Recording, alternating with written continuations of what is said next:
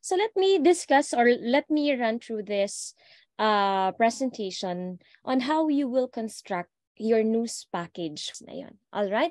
So how will you construct a news package for television? So what are the points you need to keep in mind? So in handling or in presenting a report for television. So one golden rule or the very golden rule of reporting for television is no pictures, no story. So, but as I've said, ang picture na sinasabi dito, hindi yung photos ha. Ibig sabihin, kailangan ma-picture out mo sa mga viewers through visuals yung pinipresent mong storya.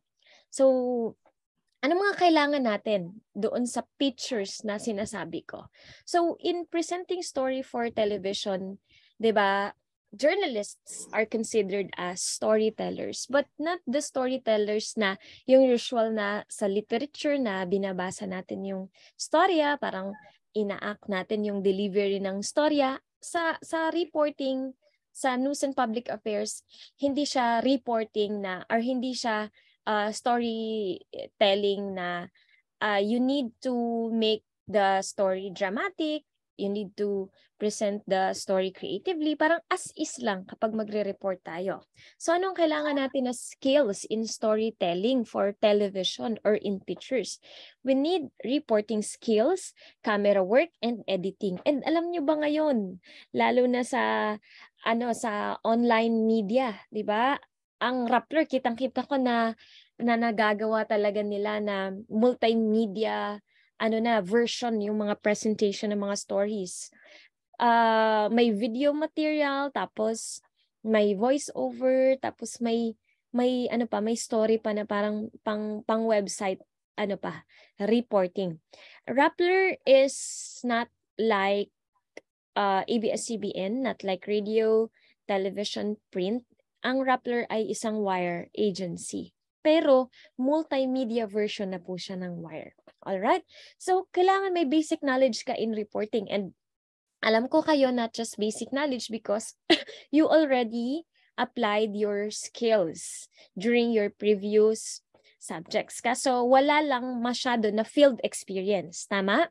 So, may basic knowledge na kayo, wala lang masyado na field experience. Alright. So, kailangan kapag reporter ka, alam mo yung mga basic skills in writing stories, in presenting stories, in reporting.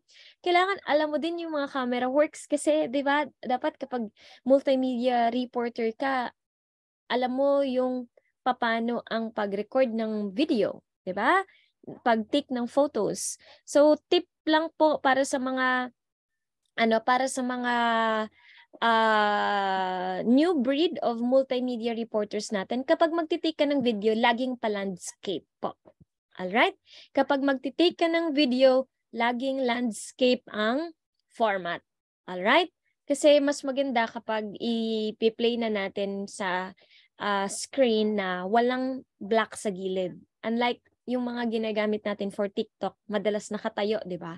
Kasi ang TikTok portrait naman talaga ang ang setup niya. Pero kapag mag-edit tayo, magkukuha tayo ng footages, ng video material, ng photos, kailangan po landscape siya. Gaya nitong photo na nakikita nyo ngayon, 'di ba? Pa-landscape siya, pahiga. Hindi siya patayo.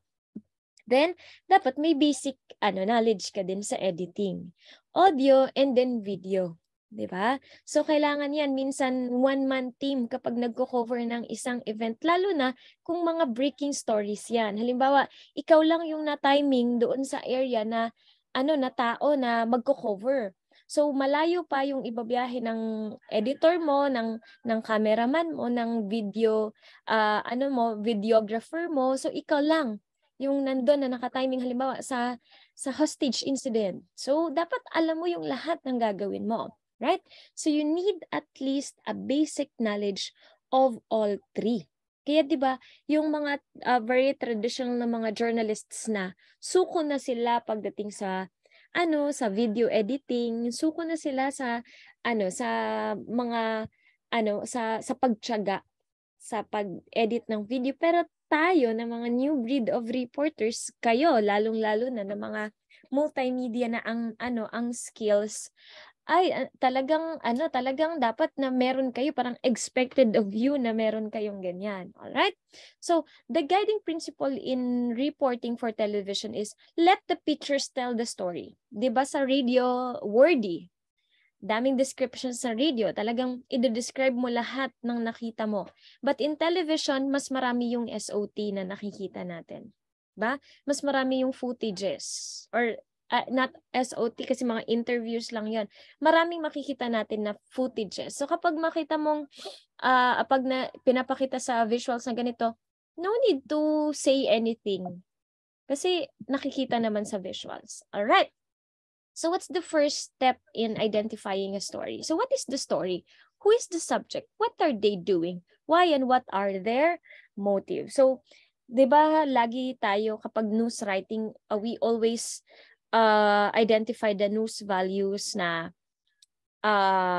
we have the prominence, proximity, timeliness, the significance or impact, and then the oddity in the story. But we always ask, diba, the 5 W's and 1 H for us to identify if the story is worth news writing or not.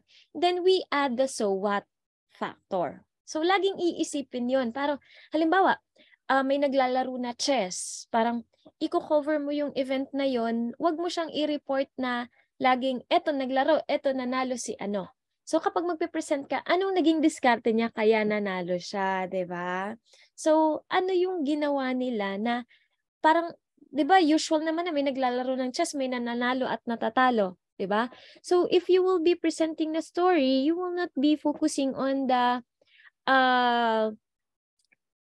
idea that halimbawa a journalism student won over Seng student. Parang usual naman kasi na may nananalo na natatalo. Pero ang ifo-focusan mo na yung so what? Ano yung naging diskarte niya para manalo? All right? Research. So we need research. So you need to check on the evolution of the story, find out what has happened, uncover the who, why, where, when, and how of the story, ensure that you understand fully all the elements. So kinakailangan may factor, parang may bagong factor doon sa storya mo. Anong nangyari? Kasi alam naman natin nangyayari, halimbawa, alam naman natin kung papaano nilalaro yung volleyball. Pero ano yung nangyari? Ano yung nakapanalo? Alin yung nakapatalo doon sa isang koponan? Next steps, plan your news gathering. So eto, so didiskartehan ng bawat grupo. By group po yung coverage natin . So yung dating group na nabuo natin. So ganun yung natin, yung setup natin. Magpaplano kayo kung paano ang distribution ng task. Be sure you know what story you want to tell. Discuss it with your camera operator. Decide what shots you are going to need. All right? So ilan ang member po per group? Ilan member natin per group? Gov.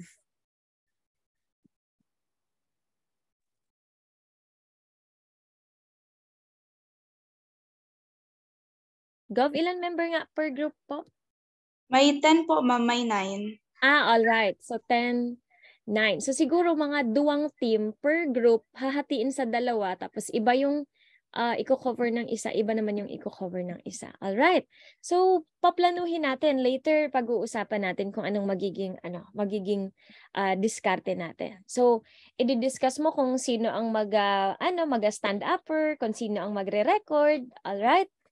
How the elements work, the hook. So syempre dapat makagrab ng attention yung magiging report mo. The context, it gives essential background of the story, or not just the background of the story, but the main angle of the story. The unfolding, the details of the new story, and the wrap reiterates the main points or throws in the story forward. So complete package ng isang storya. Huwag mong bitinin. Dapat may interesting facts, may interesting details na paano siya nanalo, kasi eto yung diskarte niya na ilang minuto lang na nagawa niya na agad. Tapos halimbawa sa volleyball, ang pinaka diskarte, in-identify niya halimbawa yung weak factor or weak na kalaban niya, 'di ba? Sa isang volleyball, 'di ba? 5 yung members diyan. Tapos parang pag nag-i-spike siya, laging tinapatama niya doon sa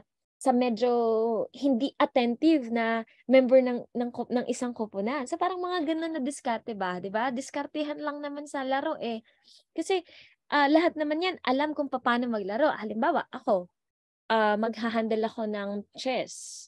Magco-coach ako ng chess. Alam ko maglaro pero wala akong masyadong diskarte, 'di ba? Hindi ako masyadong madiskarte. So, kapag naglaro ako sigurado talo na ako, 'di ba? So, hahanapan mo ng factor, ng detalye na makaka-hook sa viewers mo. All right, the next. So at the scene, get enough shots. All right? So kapag magko-cover tayo, meron tayong tinatawag na shoot to edit na kapag mag-record ng video, huwag mong ibabad yung video material, yung pagre-record mo kasi mapupuno naman yung ano mo, 'di ba? Yung device mo. So pwedeng paputol-putol tapos kapag magre-record ka na, hindi mo na kailangan na mag-edit ng pagkahaba. Tapos, halimbawa, nag-record ka, 30 minutes na continuous yung recording. Alam nyo ba ngayon ang diskarte? Shoot to edit na. Halimbawa, ilang seconds mong kukuhaan etong play na to. Tapos, sa next na ano ba ang tawag dyan? Next na set naman, kuha ka naman ng record na ganito. Although ang iba, binababad talaga lalo na yung mga nagla-live stream. Pero shoot to edit tayo na yung action lang, kukuha ka ng ilang part ng game tapos yun na. Para kapag nag-edit ka, ano na lang, pasok-pasok na lang, 'di ba? So, anything showing action, arrival, establishing shots. Ibig sabihin ng establishing shots, ipapakita mo yung mismong area ng kinover mo, hindi lang yung ifo-focus mo yung mukha ng mga naglalaro, 'di ba?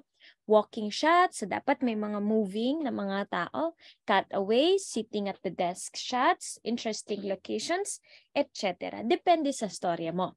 So kung ang istorya mo ay sport, so dapat may establishing shots ka, may mga movement, may mga action ka. Film faces, especially those showing emotions. Ito naman sa mga storya like mag-interview ka na maluha-luha yung kasi first time niyang manalo, sobrang nahihirapan siya. So mag-i-interview ka na makikita yung facial reactions. Avoid getting to the edit shoot without the shots you need. So, ito yung sinasabi ko na shoot to edit na. Kukunin mo lang yung mga bagay or mga area, mga footages na gagamitin mo lang kasi baka makapuno lang yun sa material mo or sa device mo. Interview. So, kailangan natin ng interview. Halimbawa, nag-cover ka ng hataw. So, mag-i-interview ka ng nag-join sa hataw. So, anong experience mo na first time mo mag-join sa hataw? Kami, siguro twice ako naka-join sa hataw kasi ang hataw nung mga panahon, first year and second year. Ngayon, kasabay ba second year sa hataw? Parang kasabay pa, no? So, kami, naghahataw kami, kasabay yung first year, second year, lahat na may mga PE. Di ba hanggang second year yung PE? Kasi, ang first year, fundamentals, sports, tapos ang second year, first year ka, second year ka, dancing, tama ba? Tapos kapag second year ka na, may swimming pa yan. Then, basta may gymnastics dun sa kapag first year ka. So, basta may PE na first year, second year, or ng mga estudyante, kasabay po yan sa hataw. 2 beses ko ata na-encounter yung hataw noon. So, ang ganda sa feeling. Parang normal na nangyayari lang yun. Pero ngayon, parang kakaiba na kasi, syempre, during the pandemic, hindi tayo nakagawa ng ganito. So, ang magiging angle mo, kamusta? Parang historical to kasi magbabalik ang hataw. Kamusta? Diba? Mapapakita mo doon yung emotion niya, yung siya mismo na witness niya yung pagkapanalo ng isang koponan. So, siya mismo naging part ng team. So, yun yung mga kailangan natin. You will need only 1 or 2 short clips. So, kapag mag-i-interview ka, huwag masyadong mahaba, okay? Huwag masyadong ibabad. Mga 2 sentences lang nasasabihin niya. pasok na yon. Huwag masyado ibabad ang interview. Alright? What will tell the story best? Kasabay doon yung emotion analysis and an eyewitness account. Pwede mong interviewin yung mga organizers, di ba? Be neutral in your tone. So kapag mag-interview ka, lalo ng mga sensitive na mga storya. So interviews, the skill is in the question. So tandaan po na ang magdadala ng interview ay ikaw, hindi yung taong in-interview mo. Right? So, hindi pwedeng sisihin yung in-interview mo, hindi kasi magaling siya magsagot. Baka hindi ka lang magaling magtanong. Di ba? Kasi laging magre-rely yung ini-interview sa nag-i-interview. Kung medyo mahiyain yung ini-interview mo, diskartehan mo. Kung medyo tipid magsalita, diskartehan mo sa tanong para sumagot siya ng maganda. Alright? Don't ask questions that can be answered with yes or no. 'Di ba? Opo. 'Di ba? Yung nag-viral na video kay doon sa bata na parang laging tinatanong lang yung bata, "Kamusta?" 'Di ba? Nung unang yung pasukan, yung question with Jose Carretero. Baka baka kulang lang sa tanong si Kuya Jose Carretero kaya medyo nahiya yung bata sa pagsagot or hindi lang siguro na follow up pa ng sagot, 'di ba? Sample, hanapin ko nga 'yon. Yung ni Jose Carretero, parang opening of classes 'yon, 'di ba? Yung parang antok na antok pa yung bata, naalala niyo 'yon? Antok na antok pa yung bata. Tapos nag-report, in-interview siya ng isang reporter from ABS-CBN. Naalala ko si Kuya Jose Carretero yun na in-interview. Sorry, hindi ko na siya mahanap. So siguro i-share ko na lang kapag na-encounter ko ulit, nahanap ko ulit. Dapat sinave ko pala yun eh. Shinare ko yun sa Sinave ko yun sa inbox ko. So hanapin ko para ma-share ko sa inyo. Alright? So again, walang mahina na ini-interview. Dapat didiskartehan ng nagtatanong. Right? The stand up. Ito yung exciting. Gusto ko makita kayo na live andun sa area tapos magaan. Andito tayo ngayon. Ayun, nakikita nyo, punong-puno na ng tao yung buong grandstand. Tama ba? Sa grandstand ba kayo Ay, third year na pala kayo, no? Saan ba sasayaw? Saan yung hataw? Doon sa loob ng ng sports complex. Ayan, nakikita niyo punong-puno yan na yung sports complex. Sabay-sabay na humahataw yung mga estudyante. Why are you doing it? How does it help with the storytelling or editing? If it is really necessary, keep it short. So, hindi rin ba ibababad ang stand-up? Ibig sabihin ng stand-up, para magla-live report ka na may hawak ka ng microphone. Live tayo ngayon dito. Tapos may dumaan na tao, tapos biglang in-interview mo. Alright? Yung stand-upper na, di ba na-discuss na natin to sa news writing and production na may live report ka doon sa area mismo na kino-cover mo. Right? Back at the office, consult and agree. So, maganda sa natin, sa team natin, may i-designate kayo na siya yung video editor, tapos may news editor. Alright? Make a short list, show your editor the pictures, and agree on the treatment of the story. So, parang gawin natin na buong news team coverage siya na syempre kailangan may consultation with your desk. So, dapat may i-designate kayo na editor, may i-designate kayo na cameraman sa dalawang team na hahatiin natin, may i-designate kayo na editor. Right? So, kailangan lahat ng galaw ng team, ng news team, coordinated with the editor, with the desk. Right? At the edit station, choose the pictures first. Ayan. So, dapat hindi ka maglalagay sa script mo, lalo na for television, na hindi mo maititel. Show and tell tayo pagdating sa television. Identify the shots which best tell the story. So, ibig sabihin, hindi po kailangan sobrang haba ng report ha. Kasi ang report for television ay pwedeng siya mag-run na maximum of 2 minutes. Sobrang haba na ng 3 minutes. 1.5 minutes lang. Kaya na po. Decide their optimum length. So, dapat dapat yung pinaka-importante lang. Diba, kinover mo maghapon pero isang 1 minute or 2 minute lang na news item ang i-deliver mo. It's normal sa television reporting. Choose the right sequence, not necessarily in which they were recorded. So not necessarily uunahin mo yung pagpasok ng mga tao, halimbawa sa quadrangle or sa sports complex. Pwedeng unahin mo na yung sobrang hiyawan na ng mga tao tapos later na yung mga konti pa lang. So depende sa diskarte. Kasi sa media naman wala naman na standard na ganito dapat pasunod-sunod ng visuals, 'di ba? Meron tayong standards pagdating sa pag-identify ng lead, body, and then the tail of the story. But in terms of editing the video na visuals, wala naman so far. Editing do's and don'ts. So make sure each shot joins up smoothly with the next. Keep points which attract the eye in the same area of the screen at changes.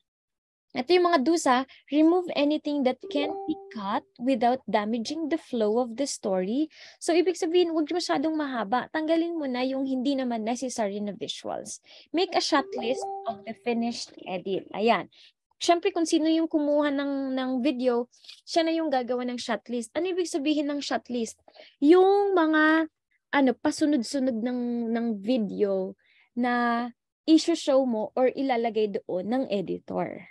Alright? So, pasunod-sunod dun muna. Depende sa script kang storya mo. Let the images speak and add as few words as possible. So, kapag magre-report tayo for television, konti lang madalas yung voice over, mas telling yung visuals na nakikita natin. Right? With walking shots and with them walking out of the picture if you can. So, dapat kapag magpe-present tayo ng video material, kinakailangan dun sa visuals mismo, mas showy siya. Ibig sabihin, less talk, more visuals kapag sa television. But of course, kailangan kompleto pa rin yung report na script mo. Editing, do's and don'ts. So, etong mga don'ts. Don't use the same shot twice in a package. Diba? Since andun ka lang naman, kuha lang ng mga shots. Huwag uulit-ulitin yung mga footages. Don't use jump cuts. Yung mga napuputol na mga visuals na hindi na naiintindihan. Diba? Nakakat natin yung mga video materials na walang context yung isang video. Don't use the first question from an interview. Start with the answer. So kapag magre-report tayo, tanggalin na yung question and answer portion. Sagot lang niya po. Alright? So anong masasabi mo po? Hindi yun mas madalas sinasabay. Unless documentary siya na dapat marinig minsan yung question tapos yung answer ganito. Alright? Ganito na mga maximum of 2 minutes na report, hindi naman natin kailangan ng mga question. Sagot lang. Minsan nga, dalawa in-interview mo, yung interview mo nag-run na 30 minutes pero 30 seconds man lang ang i-air. Don't start or end a moving shot with a static shot. Alright? So, mga diskarte to kapag nag-edit na. If you cut away from an interview or a press conference, do not go back to it. So, ibig sabihin, bago naman. Halimbawa, ang script mo ay about sa spike niya, dapat ang visuals na pinapakita mo, yung nag-i-spike talaga siya. Diba? Kaya nung sa news reporting, news writing and production natin, diba, inayos natin yung mga video materials nyo na huwag masyadong i-expose yung reporter. Dapat yung visuals nakikita natin. Kung ano sinasabi ng reporter, yun yung ipapakita sa visuals. Don't split clips and use them out of sequence. So dapat may parang chronological order base sa script mo. And then kinakailangan may coherence. Even yung visuals may coherence po siya. Right? Packaging, putting it all together. So, understand the story and the pictures you will need to tell it. capture. Kailangan may action, may emotion, may atmosphere dun sa edit and editing shots. Discuss. Agree the treatment with your editor. So, eto na ha. So, dapat diskarte na to ng team mismo. Edit. Use pictures to tell the story. Right? So, dapat coordinated lahat. Yung reporter, yung editor, dapat sila, maayos yung nila, yung coordination nila. Script, add as few words as possible to complement the pictures. Pero, konti lang po. Kung ano nasa visuals, konting voice over lang, let the pictures tell the story. Right? Kapag sinabing fit pictures, kasabay na dyan yung visuals, yung video, and then the photos. Right? Pictures give what? Words give why. So, kung kailangan lang mag-explain doon sa natin, sa presentation natin, saka lang tayo maglalagay ng script. Kuha po. So, hindi natin inulit yung discussion natin sa news writing. Ito yung packaging na mismo, alright? So, yung discussion na natin to with the presumption that you already know the basics of writing news. Tama po. Alam na basics sa pagsusulat ng balita. Tama po ba? Alisa, alam na natin ang basics ng pagsusulat ng balita. Tama?